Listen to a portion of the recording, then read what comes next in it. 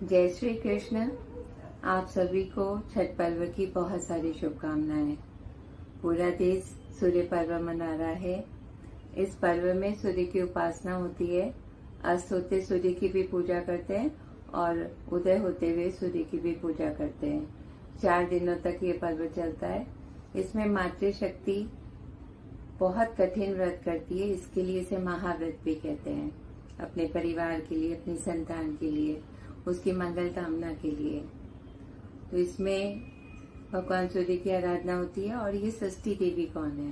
ये षष्ठी देवी भगवान सूर्य की बहन है, जिसे पुराणों में माँ कात्यायनी का नाम भी दिया गया है और ब्रह्मा जी की मानस पुत्री है।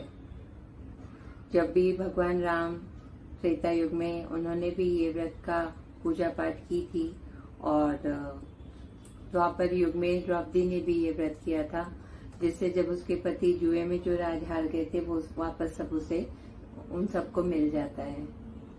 और एक कहानी कहती है मार्कंडेय पुराण में, ये है कि प्रकृति ने जो देवी है प्रकृति की, उसने अपने आप को 6 भागों में बांट लिया। तो जो छठा भाग है वो षष्ठी देवी है और वो मातृत्व का सबसे सुंदर रूप है। तो संतान सुख की प्राप्ति के लिए, संतान स्वस्थ रहे, दीर्घायु रहे, तो ये व्रत किया जाता है। षष्ठी देवी की पूजा की जाती है और सूर्य की बहन है तो सूर्य की भी पूजा की जाती है। तो कहानी एक ये भी है कि राजा प्रियव्रत, उनके कोई संतान नहीं थी, तो दोनों पति पत्नी ने यज्ञ किया, ऋषि ने यज्ञ करवाया और उन्हें पुत्र संतान की प्राप्ति हुई। लेकिन वो पुत्र संतान मृत था। तब भगवान राजा ने सोचा कि भाई भगवान से प्रार्थना की, कुछ नहीं हुआ, तो अभी हमें मृत्यु को गले लगाना है।